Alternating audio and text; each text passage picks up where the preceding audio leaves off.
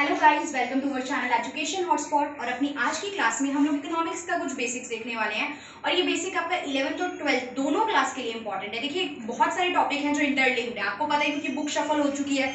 Earlier micro macro 12th class का part हुआ करती थी, इंडियन इको और स्टैट जो थी वो 11th क्लास का पार्ट थी। बट अब सिलेबस चेंज हो चुका है। आपका इंडियन इकोनॉमी और मैक्रो जो है दैट इज इन क्लास 12, और आपका स्टैटिस्टिक एंड आपकी जो माइक्रो इकोनॉमिक्स है दैट इज इन क्लास 11।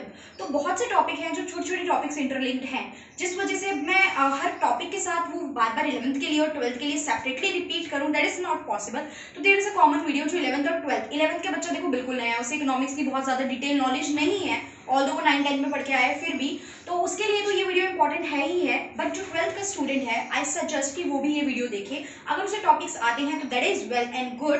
तो यहाँ पे उसके लिए revision form of revision kind of thing हो जाएगी। ओके, तो इकोनॉमिक्स की बात करते हैं। देखो, इकोनॉमिक्स का सबसे पहले मैं आपको बेसिक बताती हूँ, और इस बेसिक के लिए हम लोग एक एग्जांपल लेके चलेंगे। देखिए, एग्जांपल क्या है। Suppose in their is a family, और इस फैमिली में क्या है, 5 बच्चे हैं। 5 बच्चे हैं, और ये बच्चों के लिए जो फादर है वो 5 चॉकलेट्स लेके आता है। फादर जो है वो 5 चॉकलेट्स लेके आए हैं, तो क्या कोई प्रॉब्लम होगी? कोई प्रॉब्लम नहीं होगी। एक एक बच्चा एक एक चॉकलेट ले लेगा, ठीक है।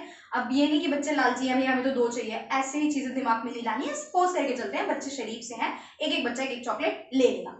बट वही अगर ये जो फादर है ये चॉकलेट लेके आते हैं 3, अगर ये 3 चॉकलेट लेके आते हैं तो क्या होगा भाई? घर में तो वर्ल्ड वॉर छिड़ जानी है नेक्स्ट। कैसे, क्यों छिड़ जानी है? कि ये 3 चॉकलेट इन 5 बच्चों में कैसे डिवाइड होंगी कि ये पांचों के पांचों बच्चे खुश रहें, राइट। ये 3 चॉकलेट 5 बच्चों में डिवाइड कैसे हो कि ये पांचों के पांचों बच्चे खुश रहे?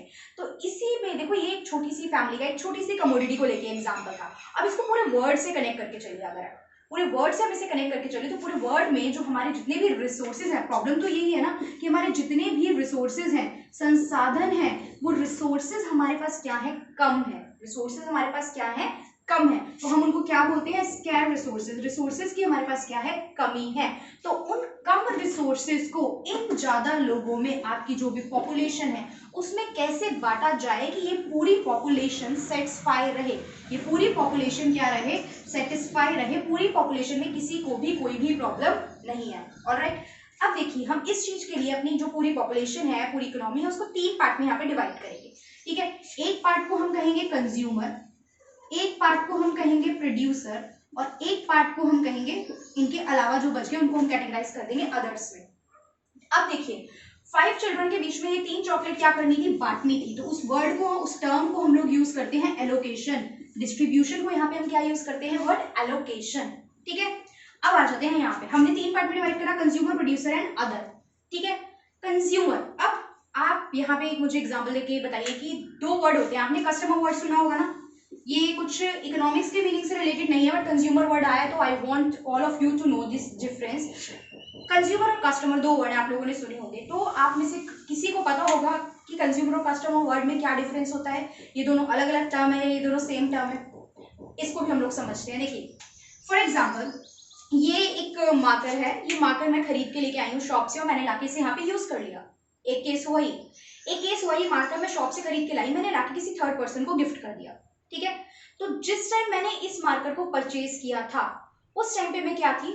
उस टाइम पे थी मैं क्या? एक कस्टमर। मैंने इस मार्कर को खरीदा, जब मैंने इसे लाके यूज कर लिया तो मैं बन गई इसकी कंज्यूमर। जब मैंने इसे यूज कर लिया तो मैं बन गई इसकी कस्टमर। केस 1 की बात है, यानी मैं कस्टमर भी थी और मैं कंज्यूमर भी थी। केस 2 की बात करते हैं, जब मैंने इसे खरीदा, कस्टमर अगेन मैं ही थी क्योंकि खरीदा मैंने इसे, और मैंने इसको किसी को गिफ्ट कर दिया। तो इसे यूज कौन करेगा? वो पर्सन जिसे मैंने इसे गिफ्ट करा होगा। तो उसका कंज्यूमर कौन बनेगा? अल्टीमेट यूजर कौन बनेगा? वो पर्सन जिसके पास ये एज अ गिफ्ट चला गया है। डिफरेंस समझ में आया कंज्यूमर एंड कस्टमर का? कस्टमर मीन्स होता है वो पर्सन जो क्या करेगा? चीज को परचेज कर रहा है। और कंज्यूमर की मैं बात करूं तो वो पर्सन जो अल्टीमेटली उसको क्या कर रहा है? अल्टीमेटली यूज कर रहा है। छोटा सा डिफरेंस था बहुत, ठीक है। अब कोई भी कंज्यूमर किसी भी चीज को खरीद रहा है, क्यों? क्योंकि उसे जरूरत है, नीड है, ठीक है, वेरी ट्रू। लेकिन उस नीड को फुलफिल करके क्या होगी? उसकी नीड फुलफिल हो जाएगी तो हम कहेंगे कि कंज्यूमर को मिल गई है सेटिस्फेक्शन। कंज्यूमर किसी भी चीज की डिमांड कर सकता है ना, देखो, खाने की चीजों की, और बहुत सारी चीजें डिमांड के चैप्टर में हम लोग ये चीज देखेंगे। बट अभी ये देखना है कि कोई भी कंज्यूमर जो है वो चीज परचेज कर रहा है, क्यों कर रहा है? ताकि उसको मिल सके सेटिस्फेक्शन। बात करते हैं प्रोड्यूसर की। अब यही डिफरेंस देखो प्रोड्यूसर और सेलर में आ जाता है। प्रोड्यूसर वो जो बना रहा है, सेलर वो जो बेच रहा है। ये दोनों एक पर्सन भी हो सकते हैं और ये दोनों अलग अलग भी हो सकते हैं। कोई भी प्रोड्यूसर कोई चीज बना के बेच रहा है, क्यों बेच रहा है? क्योंकि उसे कमाना है प्रॉफिट। ऑलराइट। और अदर सोसाइटी, इनके अलावा जो लोग हैं वो क्या कहते हैं? भाई हमें ना आपसे मतलब, हमें ना आपसे मतलब, बस हमारा नुकसान मत करो। तो what they want is they want social welfare, they want their welfare. अब मीनिंग बनाइए अपने आप। यहाँ पे हमने कुछ कंसेप्ट समझ लिया। अब इकोनॉमिक्स का मीनिंग क्या डिराइव हो क्या आ रहा है? इकोनॉमिक्स का मीनिंग डिराइव हो क्या आ रहा है? Economics means allocation. एलोकेशन मतलब डिस्ट्रीब्यूशन, बांटना। Allocation of scarce resources in such a way, इस तरीके से हम इसका बंटवारा करें, डिवीजन करें, that in such a way that, लिखते भी रहिए इसको, पूरा मीनिंग बन गया ये आपका। Economics means allocation of scarce resources in such a way that consumer will get maximum satisfaction, producer will get maximum profit and other society will get its welfare। Economics का मीनिंग समझ में आया? अब बात करते हैं इकोनॉमिक्स की starting कहां से हुई। ठीक है, तो अब मैं बता दूं कि 1776 में एक बुक लिखी गई थी, that is wealth of nation. That is wealth of nation. किसने लिखी थी? Book was written by Adam Smith. Book was written by Adam Smith. ठीक है, एडम स्मिथ ने 1776 में एक बुक लिखी थी वेल्थ ऑफ नेशन, जिसमें उन्होंने जो आज के टाइम पे आप लोग इकोनॉमिक्स पढ़ते हो ना, क्लासिकल इकोनॉमिक्स, इसकी बातें करी थी। तो इसीलिए हम लोग एडम स्मिथ को फादर ऑफ इकोनॉमिक्स भी बोलते हैं। ठीक है, एडम स्मिथ को क्या बोला जाता है? फादर ऑफ इकोनॉमिक्स भी बोला जाता है। क्यों? क्योंकि उनका इकोनॉमिक्स में एक बहुत बड़ा कॉन्ट्रीब्यूशन रहा है। इतनी बात हम लोगों को समझ में आ गई। ठीक है, अब इकोनॉमिक्स की दो ब्रांचेस यहाँ पे जो हमें डिस्कस करनी है। देखो 11th वालों के लिए माइक्रो वाला पार्ट इंपॉर्टेंट है, 12th वालों के लिए मैक्रो का। बट जब मीनिंग देख रहे हैं तो हम इन दोनों का मीनिंग साथ साथ देख के चलेंगे। तो आज की क्लास में हम लोग माइक्रो मैक्रो का मीनिंग और यहाँ पे देख के चलेंगे। इकोनॉमिक्स का मीनिंग कवर हो गया, अब हम लोग देखेंगे माइक्रो और मैक्रो का क्या मीनिंग होता है। ओके,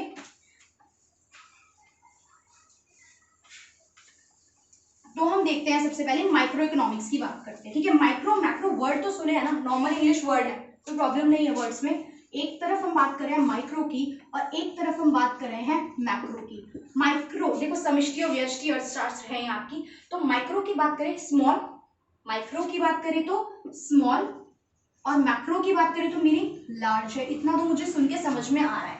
और थोड़ी सी फैक्चुअल बातें इसकी देखें तो देखो ये दोनों ना ग्रीक लैंग्वेज के वर्ड से लिए गए हैं, दोनों ग्रीक भाषा के शब्द से लिए गए हैं। ग्रीक भाषा में एक वर्ड होता है MIKRO माइक्रोज, ठीक है, और MAKROS मैक्रोज। कोई डिफरेंस नहीं है, सी की जगह के लगाना है।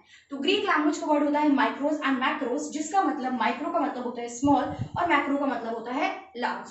तो यानी कि जब हम किसी चीज की स्टडी छोटे लेवल पे करते हैं तो वो होती है माइक्रो इकोनॉमिक्स, और जब एक लार्ज लेवल पे करते हैं तो वो होती है मैक्रो इकोनॉमिक्स। अब कैसे, ये देखिए। फॉर एग्जाम्पल मैं आपसे कहूँ कि आपका स्कूल है, ठीक है, आप लोगों के स्कूल में आप लोग सिर्फ अपनी क्लास का डाटा मेरे पास लाके दीजिए कि अपनी क्लास का रिजल्ट क्या रहा, ये लाके मुझे दे दीजिए। तो मैंने सिर्फ किसकी बात की? आपकी पर्टिकुलर इंडिविजुअल क्लास की। किसकी बात की? आपकी पर्टिकुलर इंडिविजुअल क्लास की। वर्ड बहुत इंपॉर्टेंट है, इसको ध्यान रखेंगे, आपकी पर्टिकुलर इंडिविजुअल क्लास की। वही मैंने कहा पूरे स्कूल में जितने भी क्लास है, जितने भी सारे ऑल ओवर टोटल सेक्शन है, फ्रॉम प्री प्राइमरी से लेके आपके हायर सेकेंडरी तक जितने भी हैं, मुझे सबका एज अ होल रिजल्ट ला के दो। तो मैंने वर्ड क्या यूज करा? As a whole. क्या वर्ड यूज करा? As a whole.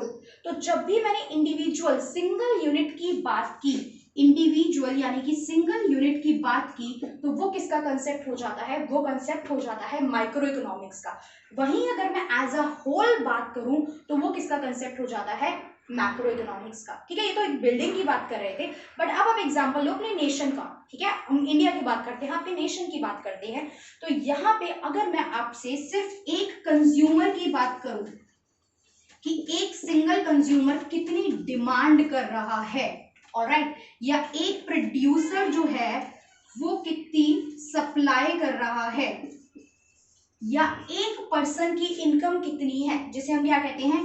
Per capita income. Per capita income, एक पर्सन की इनकम कितनी है। तो ये सब इंडिविजुअलिस्टिक कंसेप्ट है। ठीक है, इंडिविजुअलिस्टिक कंसेप्ट है कि एक फैक्ट्री की क्या डिमांड कर रही है, एक फैक्ट्री मिलकर या एक पर्सन मिलकर कितनी डिमांड कर रहा है, ये पर्टिकुलर पर्सन मिलकर कितनी सप्लाई करके दे पा रहे हैं, प्रोडक्शन कितना कर रहे हैं, एक पर्सन की अलग अलग इंडिविजुअल की इनकम कितनी है, तो ये सब इंडिविजुअल इकोनॉमिक की बात है। तो ये सब किस में चले जाते हैं, ये सब माइक्रो के कंसेप्ट हो जाते हैं।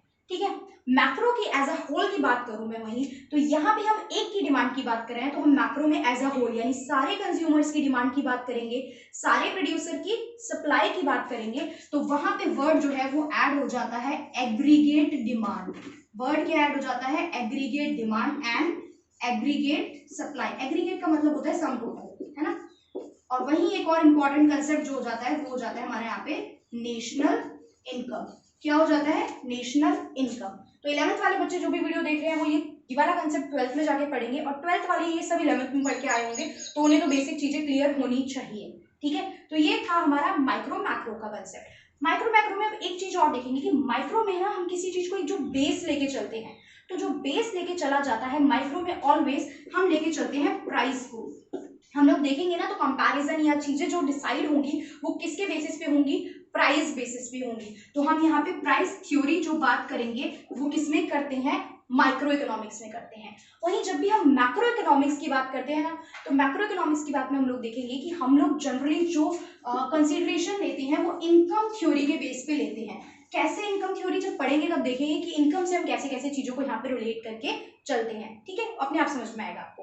अभी हमने एज अ मतलब फादर ऑफ इकोनॉमिक्स की बात की थी, मैंने बताया था Adam Smith. But individualistic father की बात करें कि माइक्रो इकोनॉमिक्स में कौन, माइक्रो इकोनॉमिक्स के फादर कौन कहलाते हैं और मैक्रो इकोनॉमिक्स के फादर कौन कहलाते हैं। तो मैक्रो इकोनॉमिक्स के फादर की अगर मैं बात करूं तो मैक्रो इकोनॉमिक्स के जो फादर हैं वो है हमारे जॉन कीन्स। कौन है, जॉन कीन्स। ओके, बहुत अब आपके दिमाग में क्वेश्चन आएगा क्यों जॉन कीन्स है। तो जॉन कीन्स है क्योंकि जॉन कीन्स ने मैक्रो इकोनॉमिक्स के बहुत सारे इंपॉर्टेंट कंसेप्ट दिए हैं, बहुत सारी थ्योरी को फादर बनाया है। क्यों, क्योंकि इन्होंने बहुत इंपॉर्टेंट उस फील्ड में कुछ ना कुछ किया है ना। इनकी बुक ने, एडम स्मिथ की बुक ने इकोनॉमिक्स को एक नया आउटलुक दे दिया था 1776 में। इकोनॉमिक्स एज सब्जेक्ट, इकोनॉमी जो क्लासिकल इकोनॉमिक्स, आज वाली इकोनॉमिक्स आप लोग देखते हुए ये हम लोगों के सामने आई थी, तो इनको पूरी इकोनॉमिक्स का फादर बना दिया गया।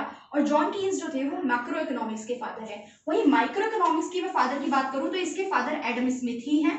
There is no other person, Adam Smith ही इसके फादर है। समझ में आई हमें बेसिक कंसेप्ट, हमें इकोनॉमिक्स का मतलब समझ में आया, हमें माइक्रो मैक्रो इकोनॉमिक्स समझ में आई, इन दोनों के बीच का डिफरेंस समझ में आया। ठीक है, तो ये चीज थी जिसको हम सेपरेट करके नहीं पढ़ सकते। तो 11th के बच्चे को मैं सिर्फ माइक्रो पढ़ा दूं और 12th के बच्चे को सिर्फ मैक्रो पढ़ा दूं, that is not possible. These two things are interlinked, जो आपको साथ में पता होनी चाहिए। इसीलिए देयर आर फ्यू वीडियोस जो मैं कॉमन बनाऊंगी, जो मैं 11th की प्लेलिस्ट में भी ऐड करूंगी एंड मैं 12th की प्लेलिस्ट में भी सेपरेट मतलब ऐड करूंगी, और वो कॉमन वीडियोस होंगी इकोनॉमिक्स की, जो दोनों बच्चों के लिए, दोनों क्लासेस के बच्चों के लिए देखना जरूरी होगा। Okay, so that's all for today. हमने इकोनॉमिक्स और इसका मीनिंग देख लिया है और इकोनॉमिक्स के कंपोनेंट्स देख लिए हैं। और अगली क्लास में हम लोग एक वर्ड है इकोनॉमी, 12th में तो पूरी बुक है ना Indian economy, but there is a word economy, उस पर हम लोग डिस्कशन करेंगे, जो 11th क्लास के स्टूडेंट के चैप्टर 1 का जो है वो पार्ट है। ठीक है, तो वो भी कॉमन टॉपिक है जो आप दोनों 11th और 12th के बच्चों के लिए, दोनों के लिए कॉमन है। तो आज की क्लास में इतना ही करते हैं। Thank you for watching.